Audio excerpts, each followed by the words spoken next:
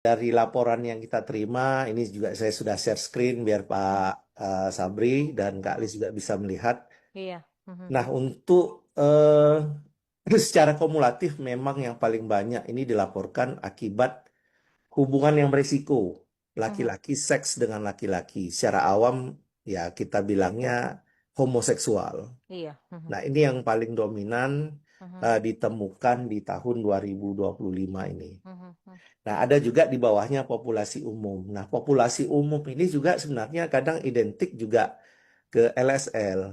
Mhm. Karena di rumah sakit biasanya sebelum melakukan operasi, Mhm. itu dilakukan screening, Mhm. tapi tidak diwawancara faktor resiko penularannya apa. Nah, Mhm. biasanya begitu sudah positif HIV, baru dilakukan pendalaman wawancara dari mana dia dapat. Mhm. Nah, bisa jadi sebagian besar dari populasi umum itu adalah dari LSL. Mhm. Laki-laki seks dengan laki-laki atau homoseksual.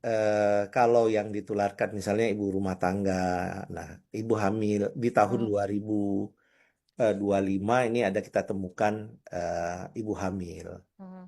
ada calon pengantin, ya, Mhm. eh, pasangan ODIF juga ada. Mhm. Nah, ada juga yang dari ibu ke anak. Ya. Mhm.